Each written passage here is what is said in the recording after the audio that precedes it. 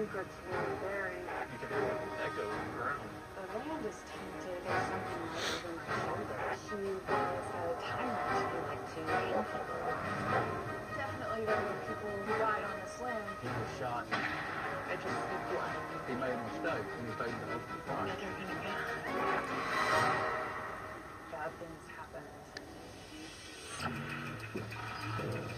There's something down there. My name is Amy Allen. A lot of dead people here. I see dead people. This is not good. I speak to dead people. He is very pissed off. And they speak to me. The house is angry. But there's only one way to know if my findings are real. He's killed people. I rely on my partner. I'm Steve Bishop. I'm a retired New York City homicide detective. He got shot at his house, and I know every person, every house I see. Aren't you terrified being here? It's my job to reveal. That sounds like something out of The Exorcist. But Steve and I never speak. We never communicate during an investigation. Until the very end.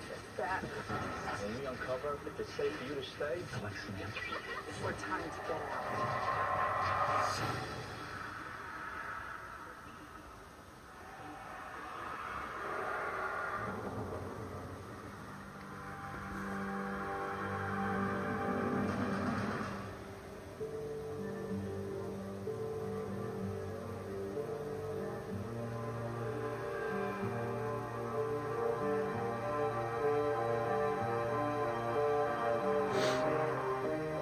Amy and I conduct our investigation separately.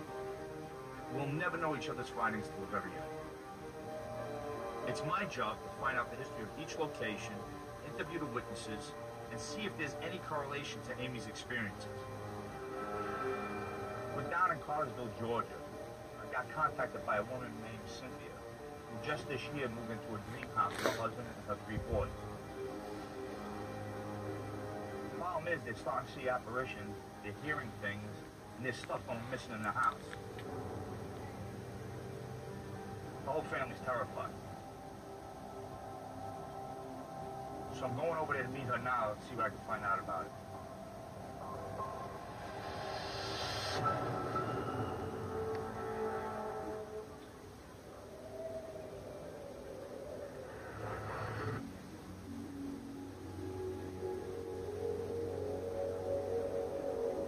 Before I get to a location, I enter a meditative state. I call this opening because it allows me to open up and receive information from the dead. There's this big guy. Like he might be 6 foot, but I feel like he might be taller. He's a big guy.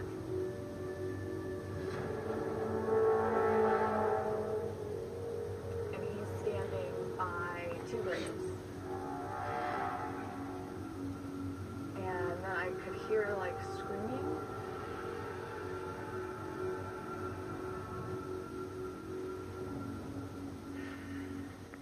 Damn it.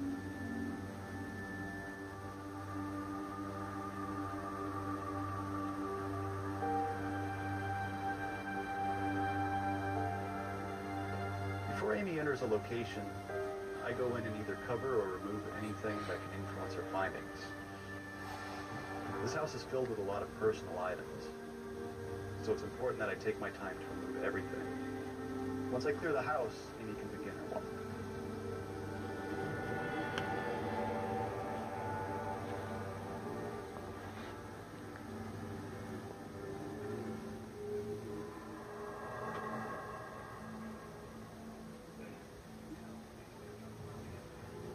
They're upset.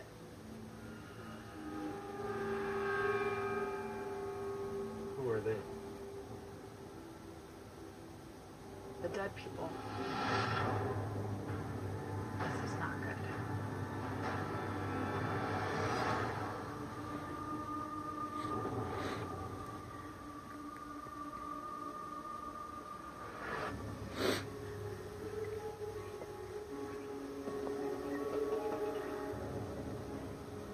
Cynthia, you said you were in the house about 5 months. Okay, what happened that made you think there was something wrong? Loud stomps in our bedroom, women weeping, apparitions. Amy just set the whole house a little on edge. No, you gotta be frightened for your kids, I would think. Definitely. We just want to make sure that everybody's okay here. When was the first time that something unusual happened to you in the house? Right off the bat, when I started sleeping here, I realized that I was hearing a child cry. It was just a very deep sob. It was loud enough to me that it would wake me.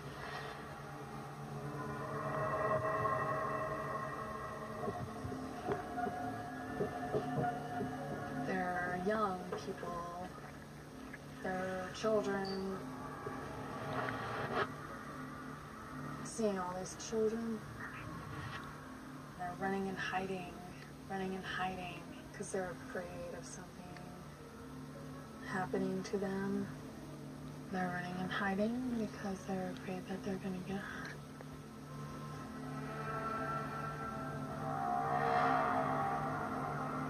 But you don't know by what? No.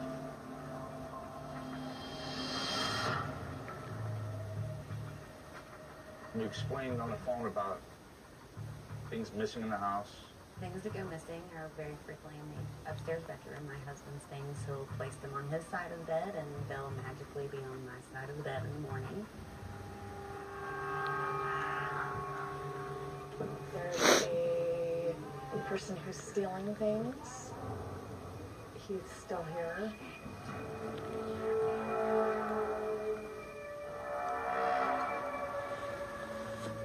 My youngest son played hide and go seek with a couple of little children outside that we never could find. And the neighbors informed us that there are no children that live in this area.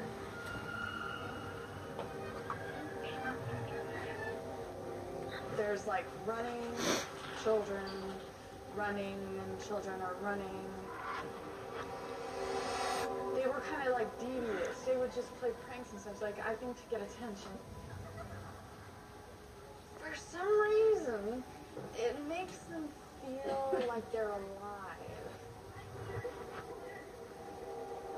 I want to ask them why they're here, but they won't answer me. I don't know who's taking stuff, because I don't really see the kids taking anything. I wanted to blame them, but I don't know who's taking these things.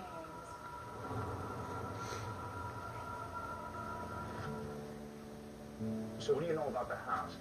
The main legend with this house is that in the 20s, there was a sheriff that lived here, and he liked to hang people. And Wait, come again with that? he was hanging black men outside the window in the kitchen.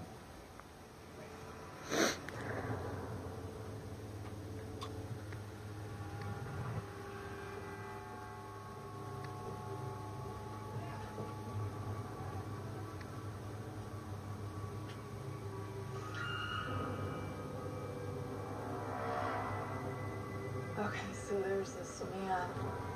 He's thin. This is not the big guy. He says, oh, so you're here to change, are you? Maybe he was the owner at some point. Bad things happened.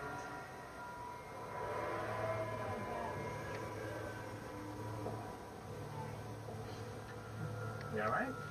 This room just kind of, it's a little much for me. I can see that. The whole demeanor just changed. Yeah.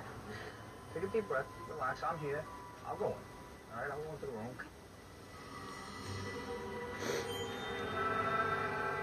So this is the room you consider evil, or? Yeah. This was my art studio. I managed to work in here maybe 2 weeks, and I was working on something. Then all of a sudden, my heart started racing. My face flushed, and I was sweating, and I couldn't breathe, and I had to get out.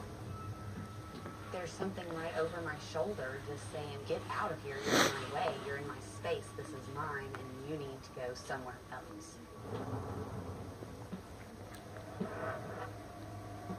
There's also a female that's involved.